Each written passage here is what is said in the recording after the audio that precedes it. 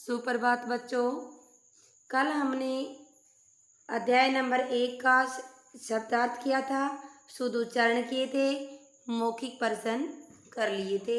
आज हम दोहराई करते हैं लिखित सही गलत वाले की और जो हमारा बुक वर्क है उसकी।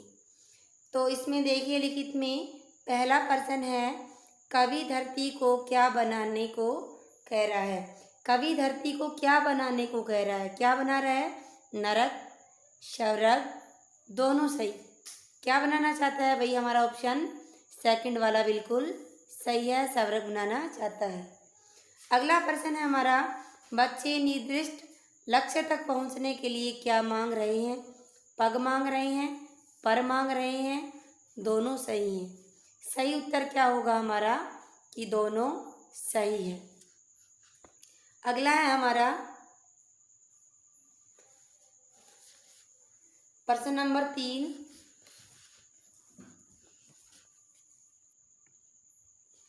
प्रश्न नंबर 3 है, बच्चे किसका अंधकार हरने को कह रहे हैं?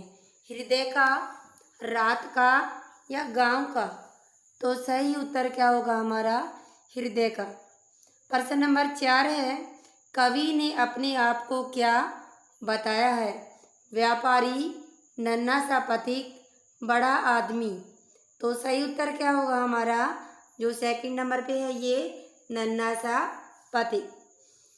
प्रश्न नंबर 6, कविता की अधूरी पंक्तियाँ पूरी कीजिए।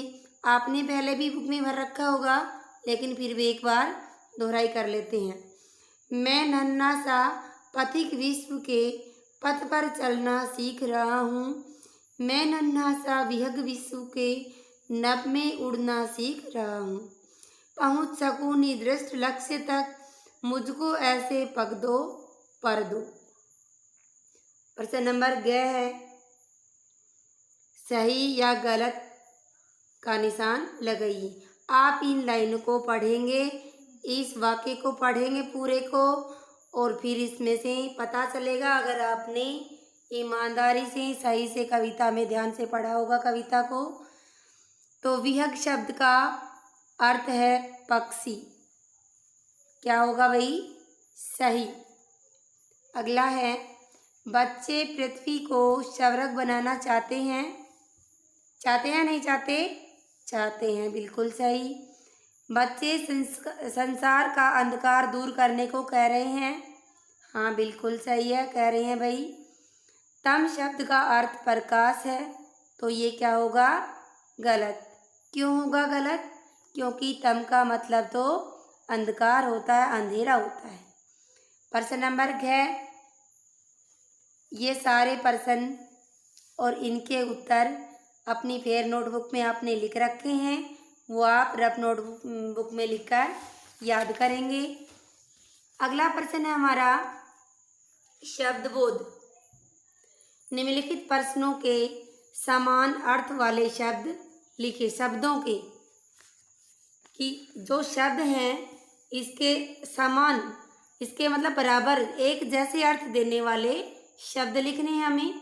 उर का मतलब हृदय, विश्व का मतलब संसार, पथ का मतलब रास्ता, नवल, नया। अगला है पथिक, राहगीर, विहग, पक्षी, तम, अंधकार, प्रातः, सुबह। अगला प्रश्न नंबर 6 में निम्नलिखित शब्दों के उल्टे अर्थ वाले लिखे, यानी कि विलोम शब्द लिखे। उल्टे का मतलब विलोम शब्द लिखना है आपको। पाया, पाना का मतलब क्या होता है? कोई चीज़ मिल जाना, और इसका उल्टा करेंगे तो खो जाना, यानी कि पाया, खोया। तम का मतलब अंधकार होता है, और अंधकार का उल्टा क्या कर देंगे हम? विलोम क्या होगा? प्रकाश या ज्योति। नया, नया का उल्टा क्या हो जाएगा? पुराना। स्वर्ग, नरक, प्रातः, साय, बच्चा, बूढ़ा। आगे देखिए, यह भी जानिए, ईश्वर एक है।